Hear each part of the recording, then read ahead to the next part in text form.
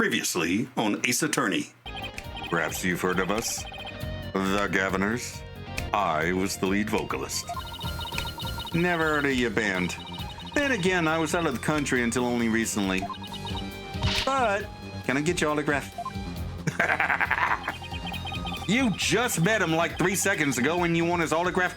I want a lot more than his autograph, Apollo. God damn, look at him. Forgive me, Fraulein. I've retired from the music biz. I'd be happy to offer my autograph as a rock star prosecutor, Clavier Gavin. Oh, okay. That one then. Yeah, I'll take that. Yeah. Mm-hmm. She's a lively one, Hair Forehead. Didn't know she was your type. No. No, there will be no shipping between me and him. Nope. You're all mine. I mean, I'm all yours. I mean, we'll work something out. Hello, I'm Unca Crunk. Welcome back to Ace Attorney. And we are doing a mock trial between Clavier and Apollo to try to figure out what's going on with this murder at Themis Academy.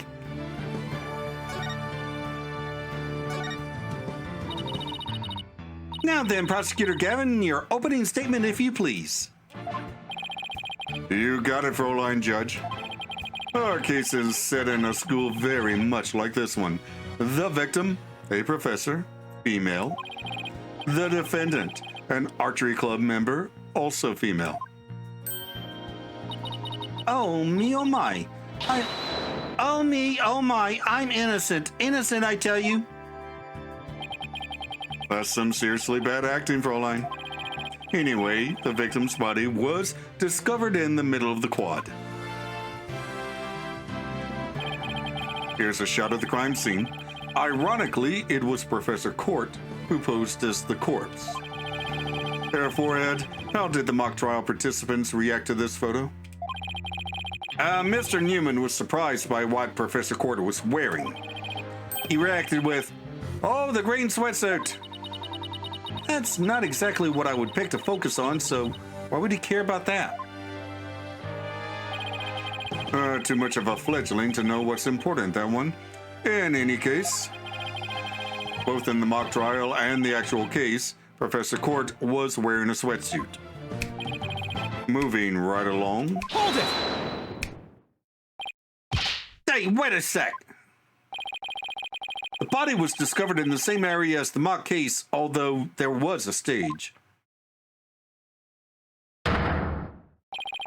Plus, the murder weapon, an arrow, and the lack of blood are also the same. That's right. And therein lies the significance of this mock trial. So let's keep rocking it hard, just like that. Okay, defense's argument.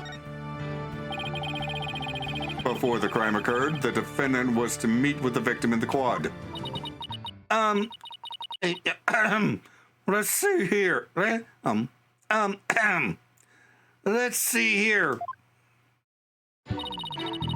When I arrived at our meeting place, I found a professor with an arrow in her stomach. But it wasn't me. I didn't kill her. You don't have to ham it up like that, Athena. It's called getting into character, Hair Forehead. Don't be such a wet blanket. Right. Let's see. Oh yeah, then Hugh said, a frail co-ed used her bare hands to stab her professor with an arrow? I don't think so. At the time of the murder, a male student was seen holding a bow in the archery club room, which has a clear view of the quad. He shot the arrow into the victim before my client even got there.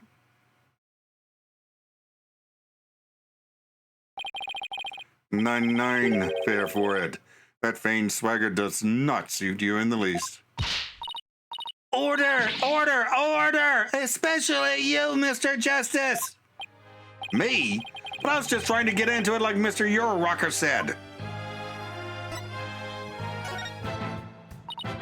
So the victim was... Oh, wait. So the victim was shot from the archery club room before the meeting even took place. Hence, the defendant could not be the killer. That seems to be the defense's assertion. Prosecutor Gavin, do you have any objections? The autopsy report notes that the edges of the victim's wound were unusually ragged. Could such physical trauma possibly result from an arrow shot from a bull? 9. I believe the victim was impaled with the arrow by hand, post-mortem. In short, the real murder weapon was not the arrow at all. When Robin was prosecutor, he had a tough time determining the real murder weapon. Well, he's just a student, a warm-up act, while I am the real deal, the headliner, so to speak. The true murder weapon was most likely the awl that was left in the art room. An awl? What's that? An awl, you say? What might that be? It's a kind of tool used for poking holes in paper, wood, and other materials. It's kind of like an ice pick. I have a photo here if you're interested. Gross, it's all bloody up to the handle. Please tell me it's just paint. Most likely, Fraulein. Pretty realistic, yeah? Let's pretend it's real blood for now. The defendant's prints were lifted from the murder weapon. Furthermore, traces of the victim's blood were discovered in the art room. That's where I believe the murder actually took place. So, the question now is, how did the body get from the art room to the stage? The murder took place in the third-floor art room, but the body was found in the quad. It must have been quite a chore moving the body all that way. Not at all. There's a maintenance area and a storehouse right outside the art room. And a cart used to carry balls around was found there. Oh, I think I've seen one of those before, but that's a pretty big one. A jumbo, yeah. Big enough to fit a person, or a body, in it. The defendant dropped the body from the art room window, then moved it with the cart. That is how a high school girl could easily move a body all by herself. You don't say! Objection! A body dropped from 3 stories up, which shows signs of massive blunt force trauma. Objection! That may be true, but you failed to account for the large high jump mat in the storehouse. Body dropped onto such a mat would show no signs of blunt force trauma. Yikes. It's almost scary how similar this whole case is to the mock trial proceedings. Quite the crafty killer.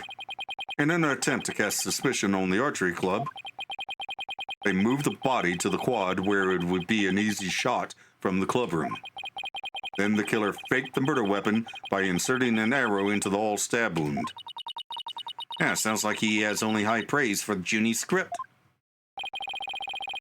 Were there any further arguments from the defense? Nope. Seems like the teacher who was playing the judge was satisfied too. Time for the finale then. Your verdict, if you would, please, Fraulein Judge. Oh, right, that's me. Very well. This court finds the defendant, Juniper Woods. Wait a second. Even if this is just a mock trial of a mock trial, I don't want to declare Junie guilty. Perhaps that's not such a good idea. Let's end our mock trial here. Besides, it's about time I get back to my investigation. Thanks to you two. That little run-through of the mock trial cleared up quite a few things. Mock trial script added to the court record. Tongue, baby. The prosecution's already got a witness sized up too. That was quick. Prosecutor Blackwell's almost too good. You're sure in a helpful mood today, Prosecutor Gavin. Well, like I said, I just want to catch whoever killed Professor Court. And there's no reason for me to start butting heads with you two. Anyway, I won't say goodbye, as I'm sure I'll be seeing you later. I certainly hope so. Avita Zane. I always thought prosecutors were all a rather scary bunch. But Prosecutor Gavin seems pretty nice. And hot. Yeah, he's not so bad as prosecutors go. And yeah, he is pretty hot. You know, I'm going to have to agree with you on that one. Yeah, we should get back to investigating too. We don't have nearly enough information yet.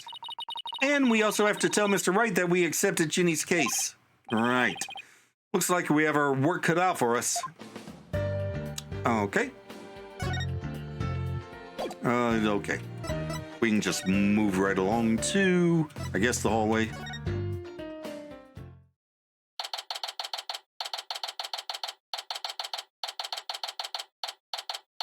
October 21st, first floor hallway. Mr. Wright. Oh. I heard they arrested your friend Juniper. Yeah, Detective Fulbright just took her in. I refuse to believe that one of our students is capable of murder. We must prove her innocence by any means necessary. The end justifies the means. What do you mean the end justifies the means? I, Professor Means, always say what I mean, and I mean what I say by all means. Here at our esteemed academy, we train our students to produce meaningful results. You believe in Juniper's innocence, do you not? Of course I do. Junie wouldn't even hurt a fly. Precisely. We have justice on our side. The only other thing we need are results. It is the height of folly to endanger your client by failing to pursue all means possible. Sure, I want to prove her innocence, but I don't like the sound of that the end justifies the means part. Well, you are still young and idealistic. It's no wonder you failed to see the wisdom therein. There is but one thing to do now. I must personally take up Juniper's defense. Wait, what? You're going to take her case, Professor Means? I may be a professor, but I am still licensed to practice law. In fact, I have even battled Professor Court in court. No kidding. So you guys were rivals or something? Professor Means did it. Professor Means killed Professor Court, and he wants to defend Juniper so he can blow the case on purpose. Get her convicted. No, nothing of the sort. She was an esteemed colleague at the academy and in court. You see, both Professor Court and I graduated from this academy at the top of our class. Oh, I bet they both used to really bring it. Now, if you would excuse me, I had best go discuss the case with Juniper. Professor Means, please wait. I didn't want to say anything, but Apollo and I already agreed to take her case. That's true. Juniper is counting on us to prove her innocence. Really now? You two? And when were you planning on telling me? Sorry, boss. I know we should have asked first, but... Relax. Your friend was just hauled away in front of your eyes. Sometimes you just have to make snap decisions, and I think you made the right one. Oh, thank you. Oh, wonderful. Very well, Athena Sykes. Let me ask you just one thing. As a lawyer, what is it that you treasure beyond all else? That's an easy one, Professor. Seeking justice for my clients. What a wonderful answer. Juniper must be overjoyed to have a friend such as you. As her professor, I too shall do whatever I may to help her.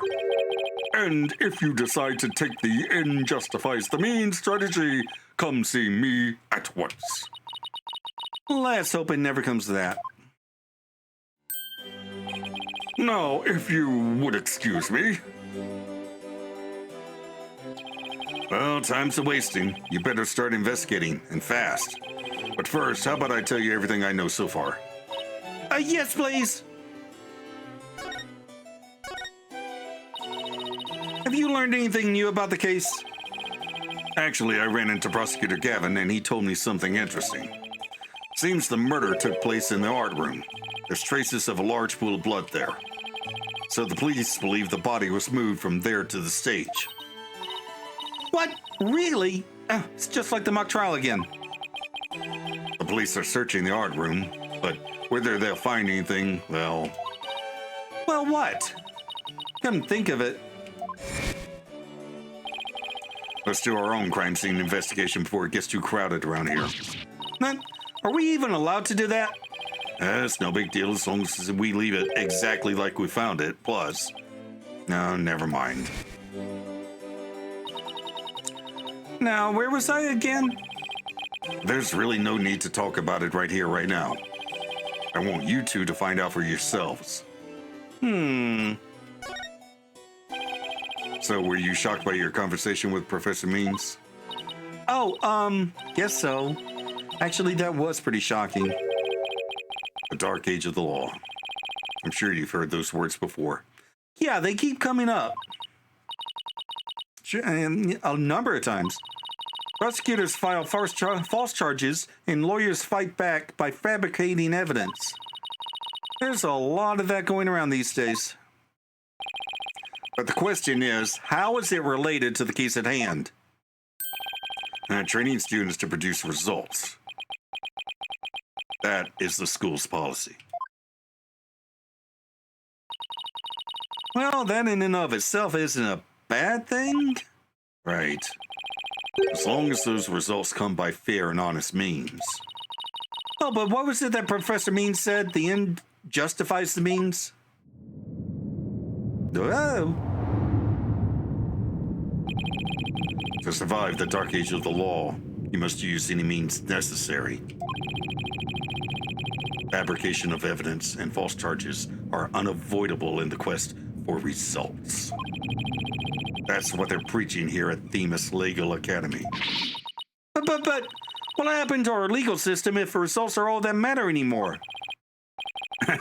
Relax. It's just a rumor. I'd take it with a grain of salt if I were you. Oh, that's a relief.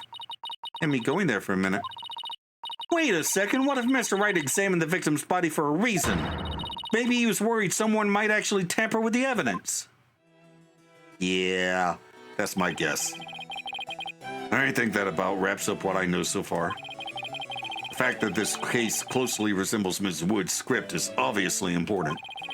Knowing that, you should probably try and identify what's the same and what's different. Okay, I'll try talking to as many people as I can on campus. But first... Hey, did you know I'm a lawyer? Shining new attorney's badge. Brings back memories. I've heard that countless people live in dread of your pointer finger. Were you really that scary back then, Mr. Wright? Strike one. I've always been just as you see me here. A harmless sheep in wolf's clothing. That's strike two. Do you have an old picture of yourself? Wait, never mind. I'm not sure I want to see it. Strike three, you're out. Oh, okay. Listen, Athena, there's a certain amount of etiquette involved in presenting evidence. You're free to shove this or that into my face, but at least get my attention first or give me some sort of a warning. In other words, do as I say, not as I do. Gotcha. Actually, let's see.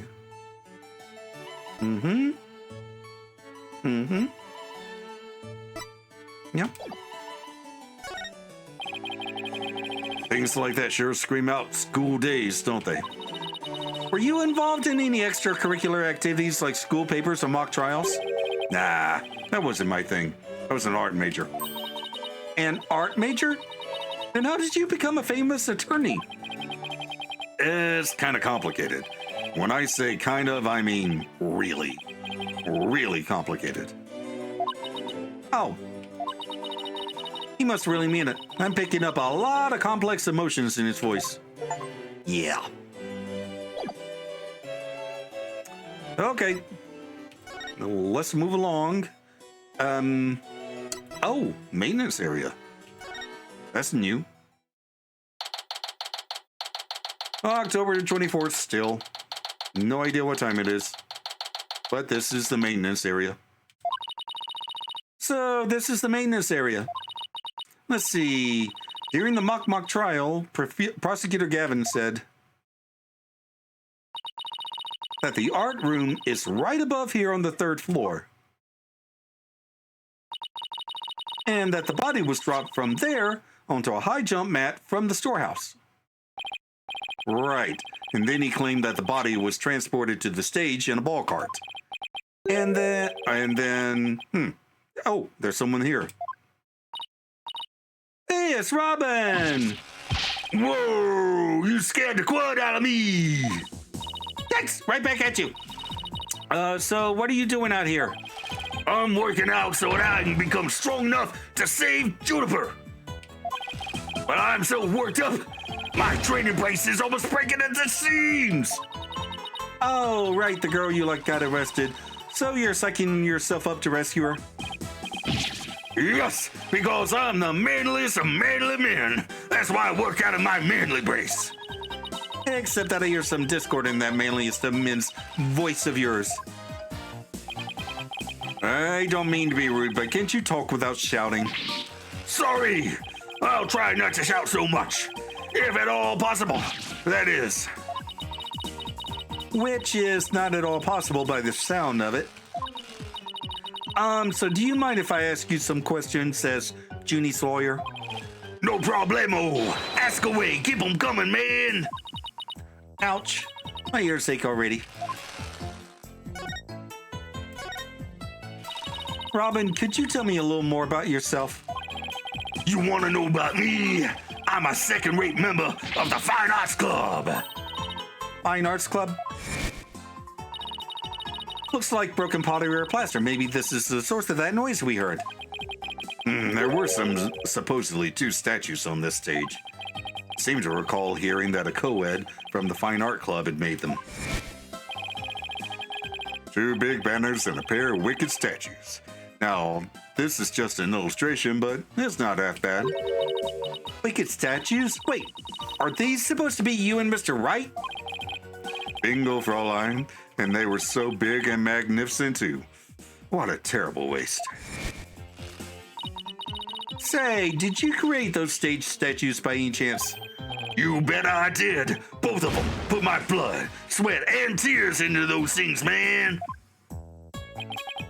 It must have been terrible seeing them all smashed up like that. Nah, I couldn't face Professor Court if I let something like that get me down. What do you mean? Professor Court was the Fine Arts Club advisor. She was all about truth and beauty, man. She always said the only good result is the truth. And that and only lawyers who seek the truth through legitimate means produce worthwhile results. Yes, I'm totally on your guy's side. She must have been an incredible woman. Hey, shouldn't you call me loud when I practice my chords of steel? Oh man, why'd I have to take the prosecutor course? I mean, how am I supposed to save Juniper if I'm studying to be a prosecutor? Don't worry, I'll clear Junie's name, you'll see. The 3 of us had a dream. We swore we'd make it happen. Together. Prosecutor, lawyer, judge, the 3 of us would hold fair and honest trials. The dark age of the law, ha! We were gonna put a nail in his coffin, man. Wow, you guys swore to do that. But no, that stupid school rule had to ruin it. School rule? Which one? Anyone with a prior conviction, no matter how minor the offense, they won't be allowed to graduate from this stupid holier-than-thou school. Oh. Well then.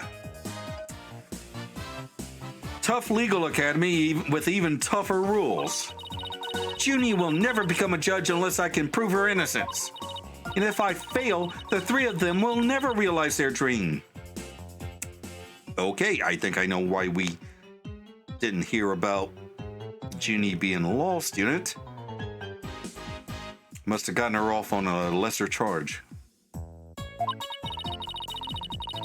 It's like someone put pressure on my pressure.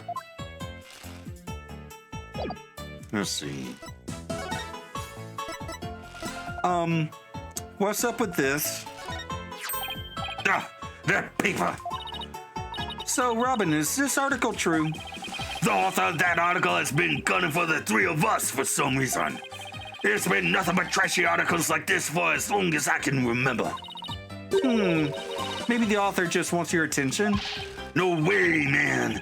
The venom in those articles is way beyond that. I wonder. Okay, so it is a hit piece, not just fiction. Whoa, deja vu, man. It's like I can almost taste my near victory again. But no, the final showdown was canceled because of that murder. This topic sure seems to strike a raw nerve. Hope it doesn't come between you guys. You kidding? Our friendship is like a diamond, only tougher.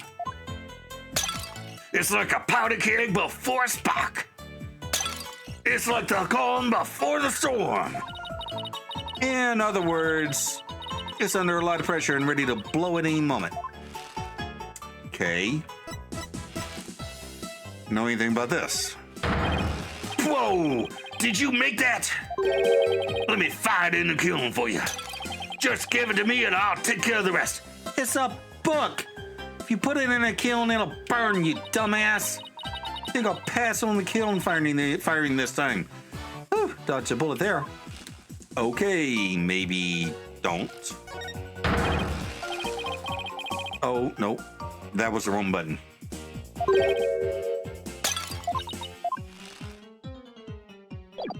All right. We can't examine? I wanted to examine. Well, let's go to the scene. Well, not the scene. Where the body was found.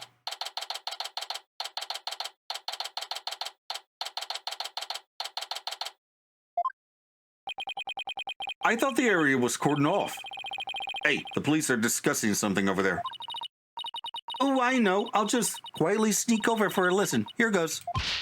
That Athena, watch where you're... Excuse me? Eek! What's this? Ouch. Who put this stupid box here? Wait. Eek! Apollo! This box, there's... What now? There's someone or something inside. Don't let it be a snake! Are you afraid of snakes, Apollo? Of course I am. But what?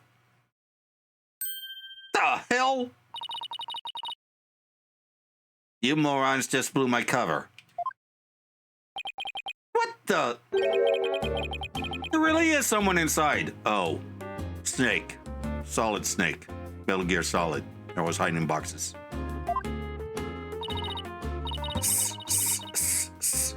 That someone is me, Miriam Scuttlebutt. Oh. That someone is me, Miriam Scuttlebutt. And I'm a senior in the judge course.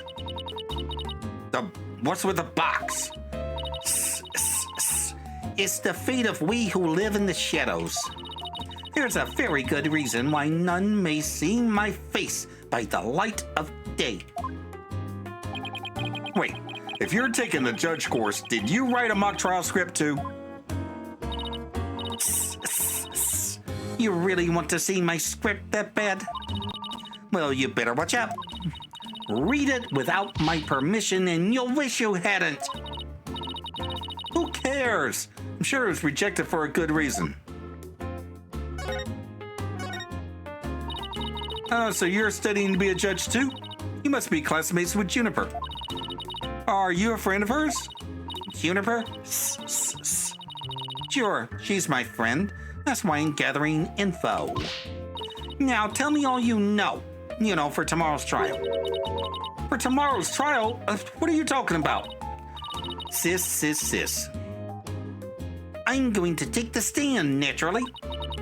So the witness for the prosecution is some weirdo in a cardboard box. Cack. This disguise is how I get my scoops. But you're right, it's me, so tell me everything you know for Juniper's sake. Wait a second, Miriam. Repeat what you just said. A lawyer with brains as bad as his ears. Poor Juniper. I'm taking the stand tomorrow. Tell me everything you know for Juniper's sake. clear enough you this time? Nope. I thought so. Athena, my bracelet's reacting. Really? That means a lie already? That was quick. Okay. First save.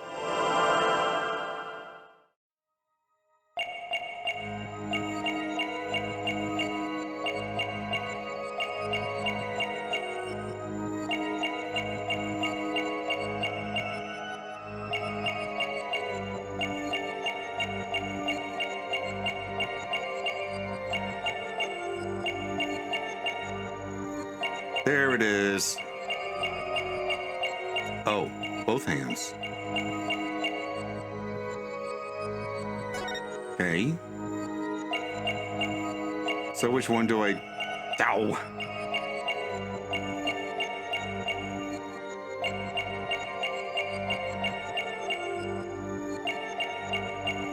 It probably doesn't matter which hand, since they both reacted.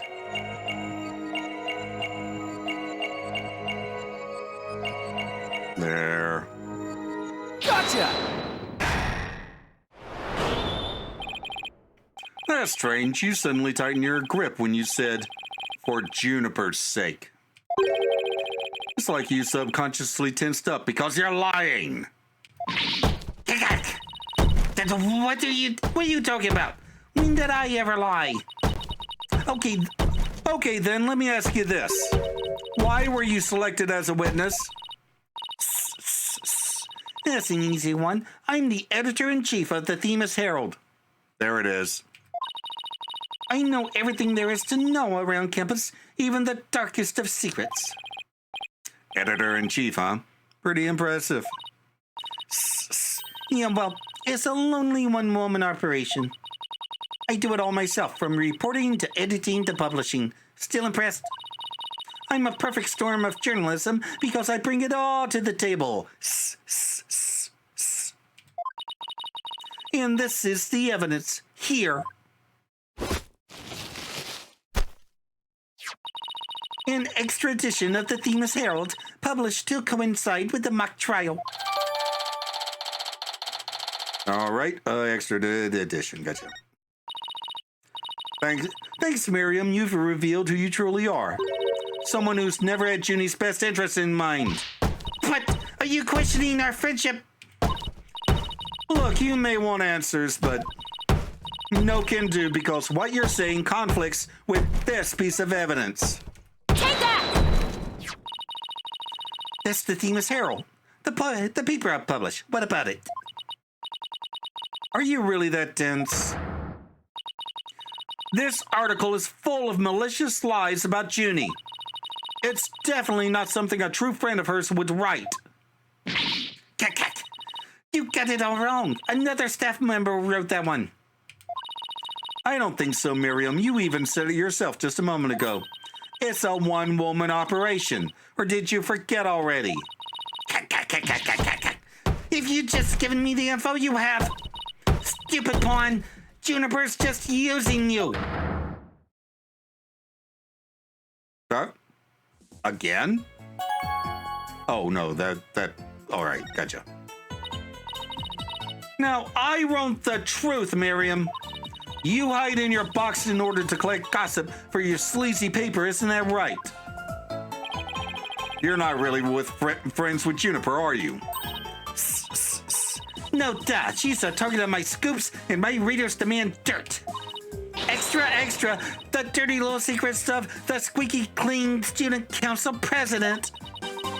Dirty little all right, what are you trying to say in court? What are you planning to say in court then, huh? I'm a witness to her part in the crime. I'm going to tell it all in a shocking expose. The end justifies the means. That's my brand of tell-all journalism. The end justifies the means. Wait a second. In this dark age of law, many of us embrace Professor Means methods, even future judges. I've even adopted an end justifies the means brand of journalism, which includes tape recorders secretly hidden all over our campus. Secretly recording every last word without anyone being any the wiser. Doesn't she realize that's totally illegal? And one of them was at the scene of the crime, the art room. You put a tape recorder in the art room? What did it record? You want to know? You really want to know? Yes, please. That's so nice of you. Like I would really tell you now, the big scoop comes out in court tomorrow. Ah, you're so mean, Miriam. According to my evidence, a fatal fissure had opened between the three of them. Oh, Junie, Hugh, and Robin? And what do you mean by fatal fissure? Oh.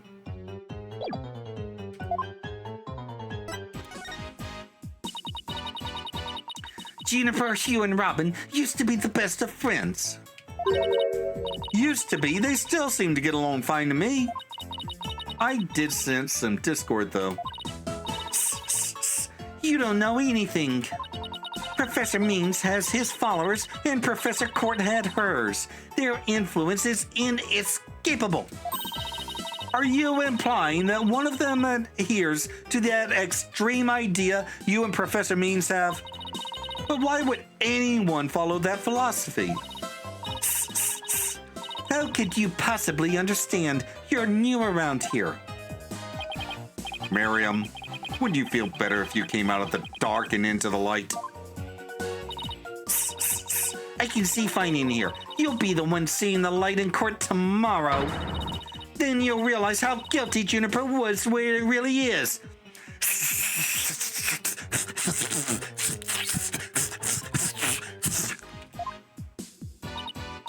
Say it, don't spray it. We're going to have to cross-examine her tomorrow, but I don't know where to start. Well, let's at least take care of whatever we can today. You're right. Let's see what else we can find out. Okay. Still can't examine. Ow.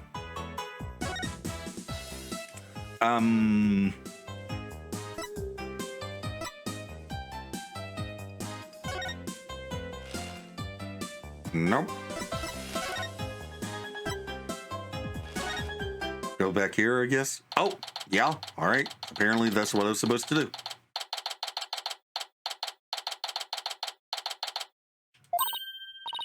Look, there's Hugh. Hey, Hugh. Oh, it's you two. You want something? Did you find anything? You said you were going to do some investigating of your own. Nope, nothing yet. I'm afraid it's not looking very good for Juniper. You don't really think Juniper could have done something like this, do you? Only the author and the victim knew the contents of the script. Both the stage and the art room were in the exact same state as described therein. Nobody could mimic the crime like that unless they'd already read the script or wrote it. But look, Professor Means is better able to handle this than you two, so just leave it to him. There it is again, picking up some discord in Hugh's voice. It's like he can't decide what he wants to sound like.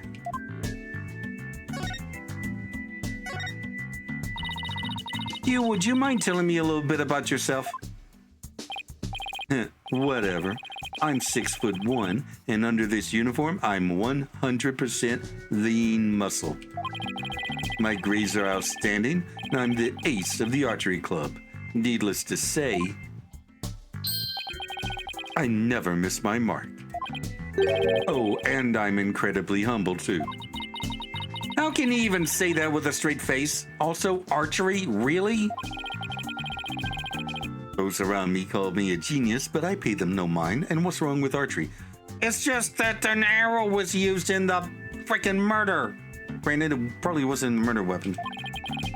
But when it comes to tests, I always get 100%, so I suppose it's only natural for them to say I'm a genius. But, as I said before, I pay them no mind. I heard you the first time. But what about the mock trial? It sounded like you were about to lose to Robin. There's a very good reason for that. You see, right before the mock trial started, I saw the body. You saw the body? Right, and I was so distraught that I basically handed Robin a victory. He's sweating. Hugh, would you mind telling us a little more about that? Right before the mock trial, the campus was empty. Everyone was here in the lecture hall. Your attention, please. This is an announcement from the mock trial committee. The mock trial will begin shortly. All students and faculty, please proceed at once to the lecture hall. That's right. There was that announcement and then everyone came in here. The only exceptions were the mock trial participants. Juniper, Robin, and I were in our personal dressing rooms next door. Wow, your own personal dressing rooms? That's total VIP treatment. Actually, they're for student-teacher meetings. They don't even have windows. The other two waited patiently in their rooms, but that's not my style. So I headed over to the archery range on the other side of the quad. I did some meditation while I waited. That's the best way to relax. Then just before the mock trial was to start, I headed back toward the main building.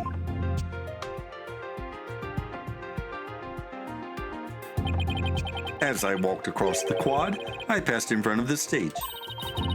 So that's when you saw the body? Right. It was quite a shock. As much as I hate to admit it, my legs were shaking. I could have easily beaten Robin if it hadn't been for that. Wait, hold it right there. You went through with a mock trial even though you had just discovered a body? Why didn't you tell anyone? I mean, we're talking about someone getting killed here. I think I know why. Was it because of this? Where'd you get that? So this article in the Themis Herald is true. The winner of the mock trial would get to make his confession to Junie. Right, but if I reported the body I'd found, the whole thing would be called off. He really wanted to win that bad? Bad enough to ignore a dead body? Sorry, but that's not normal. Or could their love for Junie really be that strong? Well, thanks for sharing that important piece of information with us. It may prove useful at tomorrow's trial. Good, because that's all I have to say about the matter.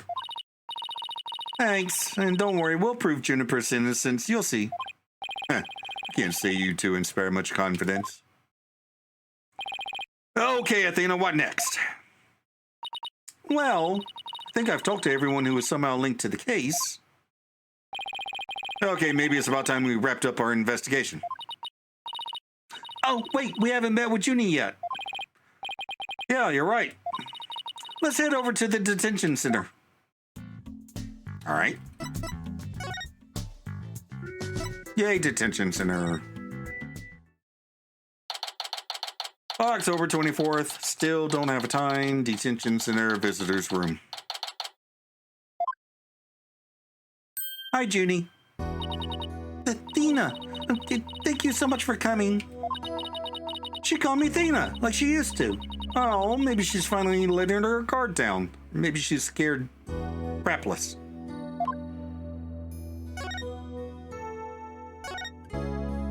Junie, the crime's unfolding exactly like your script. Any idea what's going on here? He wanted to make it fair, so the script was kept secret until the day of the mock trial.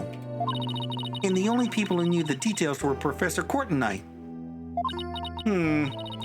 Nothing we haven't heard already so far. However... Yes? What is it, Junie? Well, there was this one article in the school paper. Yeah.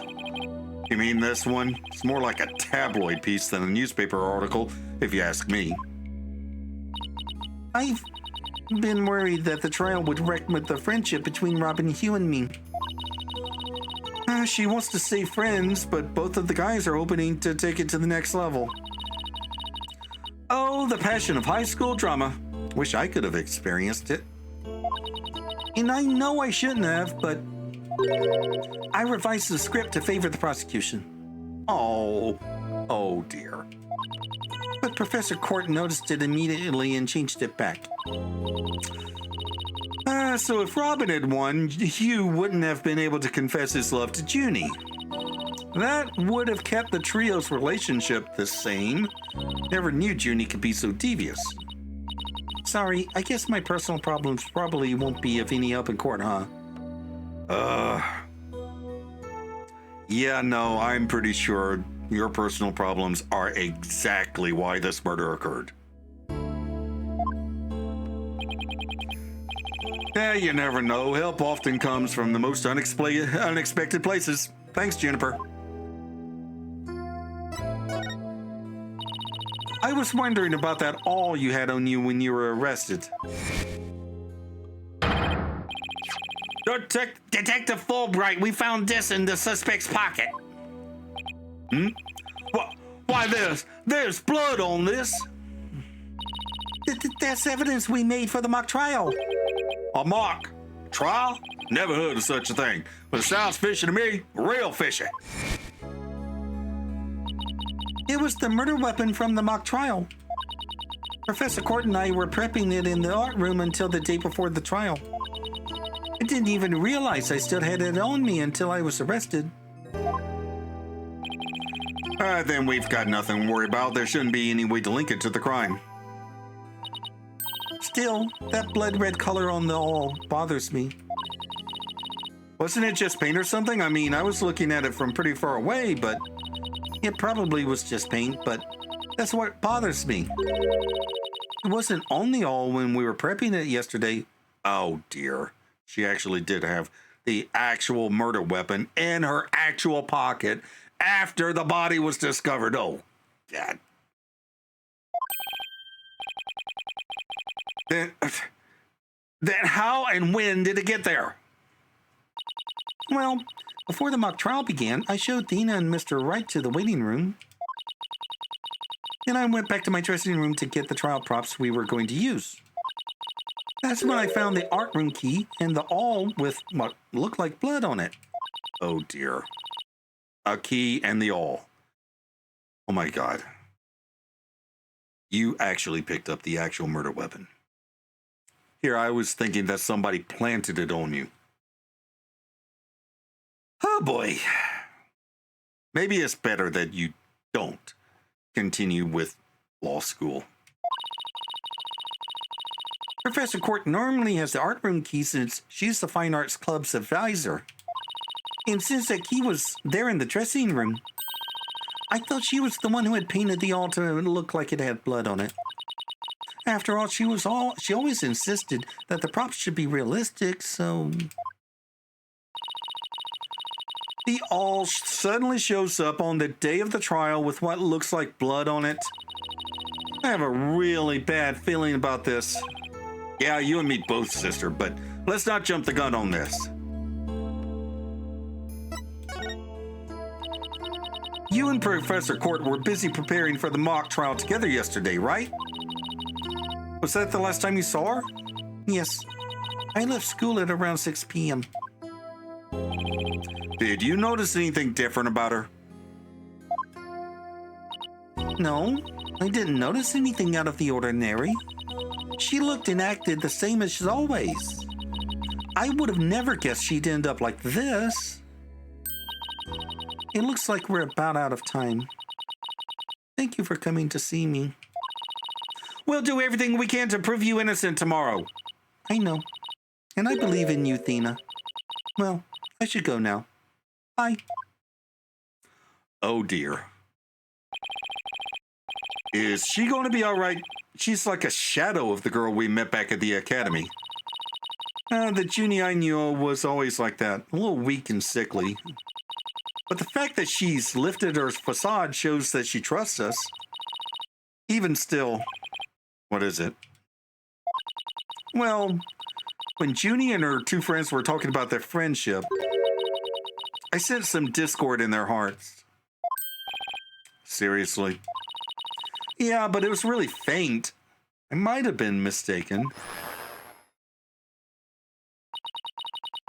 There's no reason to doubt their friendship, is there? Yeah, I think there is. Don't worry, everything will be fine. You and Juniper are friends, right? You know that friend I mentioned to you earlier? Well, get this.